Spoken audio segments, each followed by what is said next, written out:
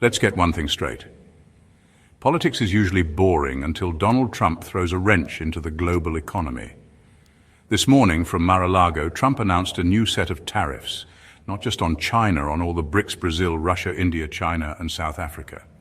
The announcement was classic Trump: no charts, no economists, just a 60% tariff on all goods from those countries. They've been taking advantage of us for decades, he declared, promising to unrig the game. America first, everyone else can get in line. It was a declaration of economic war delivered with the confidence of a man ordering a cheeseburger. The audacity was breathtaking, a full-scale broadside at the world's biggest emerging economies. Trump painted America as a victim bled dry by cheap imports and promised jobs would flood back overnight. The message was simple, designed for everyone, whether they knew what a tariff was or not. Instantly, global trade was thrown into chaos.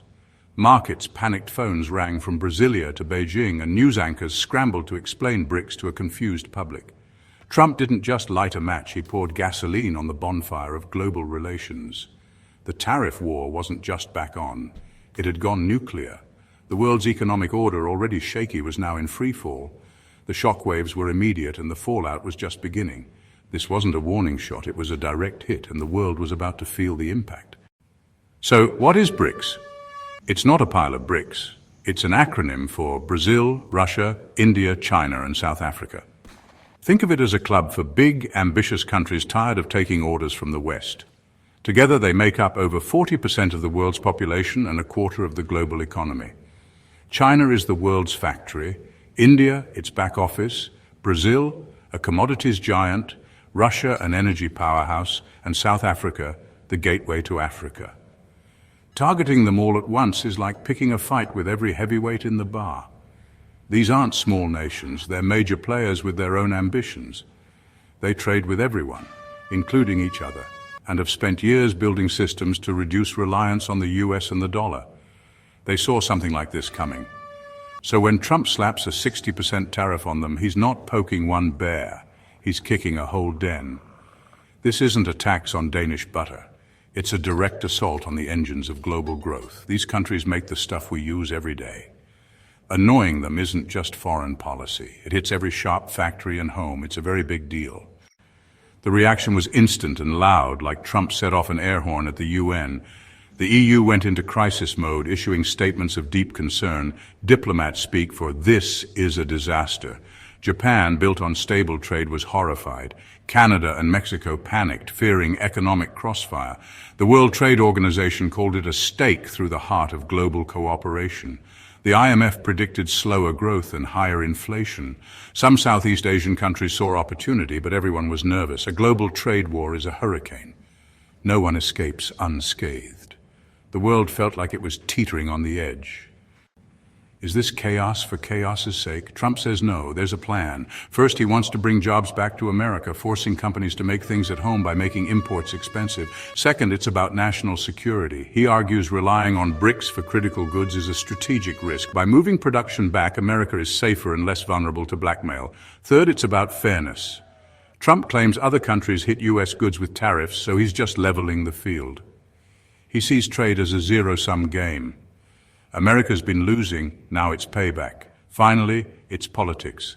A simple, powerful message for voters who feel left behind. "I'm fighting for you" beats any economist's warning. Whether it works or not, it's a story millions want to believe. Economists may scream, but in politics, story trumps fact. Trump's gamble brute force negotiation. The stakes couldn't be higher. In the US, the announcement split the country in two. Trump's supporters cheered, calling it patriotic and overdue. Opponents, Democrats, business groups, and many Republicans, warned it was economic suicide. Tariffs are just taxes on Americans, they argued. Prices will soar and farmers will lose key markets.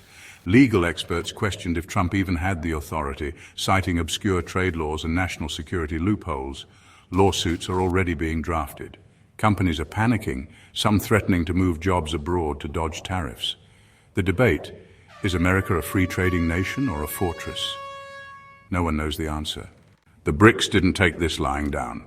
Within hours, they held an emergency summit and issued a defiant joint statement. "You've picked a fight with all of us." Retaliation was swift. Each country targeted key American exports with tariffs. China hit soybeans and aircraft, Brazil targeted coal and wheat, India went after tech and agriculture, Russia threatened critical materials. They aimed for maximum political pain in the US, but it didn't stop there. The BRICS accelerated plans to ditch the dollar in trade, pushing for their own currencies or a new BRICS currency. This strikes at the heart of US global power. They filed a joint complaint at the WTO, accusing the US of breaking trade rules. They're rallying other countries, painting America as a rogue actor. The message, this isn't just BRICS versus America, it's America versus the world. The goal, a new multipolar global order. The economic war is now a diplomatic and financial one too. The US faces coordinated resistance on every front. The stakes have never been higher. If this trade war drags on, the risks are huge. First, inflation. 60% tariffs mean higher prices for everything. The Fed may hike interest rates, risking recession. Globally, supply chains could collapse. Products made across continents suddenly become impossible to assemble. Companies scramble to adapt, causing chaos and shortages. Geopolitical instability rises. Economic wars can turn into real ones. A world split into hostile blocs is a dangerous place.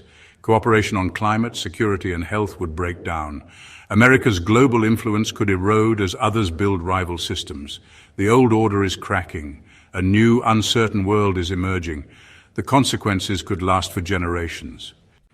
This isn't just about tariffs or trade deficits, it's about power.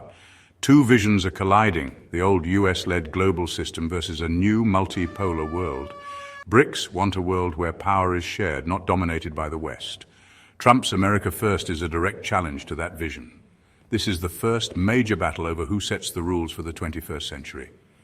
The outcome will shape global politics for decades. It's a hinge point in history. The decisions made now will define the world's future. The stakes go far beyond the price of a washing machine. So what's next? Retaliation from BRICS is certain, hitting US industries hard. Political pressure will mount in Washington as pain spreads. Markets are panicking. Will they settle, or will a financial crisis erupt? Central banks may try to calm the storm, but divisions run deep. Negotiation is possible. Trump loves a deal, but the risk of a long, grinding conflict is real. The world stands at a crossroads: de-escalation, an uneasy truce, or a fractured global economy. A new economic iron curtain could descend, dividing the world. The chapter is being written now, and no one knows how it ends. All we can do is buckle up. It's going to be a bumpy ride. The new tariffs have sent shockwaves through every corner of the BRICS alliance. But what does this mean for each country, right now and in the years to come? Let's start with Brazil. As a major exporter of agricultural goods, Brazil faces immediate hurdles. US tariffs on soybeans and beef could cut into profits, leading to job losses in rural regions. Yet some industries may find new buyers, as China and other nations look to diversify suppliers. In the long term, Brazil may invest more in homegrown industries and seek fresh alliances, but the road ahead is uncertain. Russia, already under Western sanctions, sees these tariffs as both a threat and an opportunity. Short-term pain is likely for its energy and metal exports, but Moscow may double down on partnerships within Asia and the Middle East. Over time, Russia could accelerate its pivot away from the West, deepening economic and political ties with fellow BRICS members. India, with its vast workforce and growing manufacturing sector, faces mixed outcomes. Higher tariffs on textiles and electronics could slow exports and disrupt supply chains, dampening job growth in key regions. However, Indian tech and service industries may adapt by targeting new markets, and government efforts to boost domestic production could gain momentum. For China, the world's manufacturing powerhouse, the tariffs strike at the heart of its export engine. Factories may cut shifts or close, putting millions at risk. In the short term, this pressure could slow China's economic growth. Strategically, China is likely to accelerate investments in technology and domestic consumption, while forging deeper trade ties across Asia and Africa to offset losses. And then there's South Africa. Its mining and automotive sectors, highly dependent on global trade, face immediate headwinds. Job cuts and falling exports could spark social unrest. Yet, opportunities may emerge as global supply chains shift, especially if South Africa can position itself as a gateway to the African continent. Politically, the tariffs are driving BRICS nations closer together. Joint summits and emergency meetings are now the norm. In the short run, unity brings strength. But in the long run, diverging national interests could test the limits of BRICS cooperation. One thing is clear: The impact of tariffs on BRICS is complex and evolving. Industries will adapt or falter, jobs will be lost and created, and the global balance of power may shift. For citizens and leaders alike, the choices made today will shape their countries and the world for years to come. Thanks for watching. If you enjoyed this video, please like, share, and subscribe to our channel, World Current Affairs, for more updates on global events.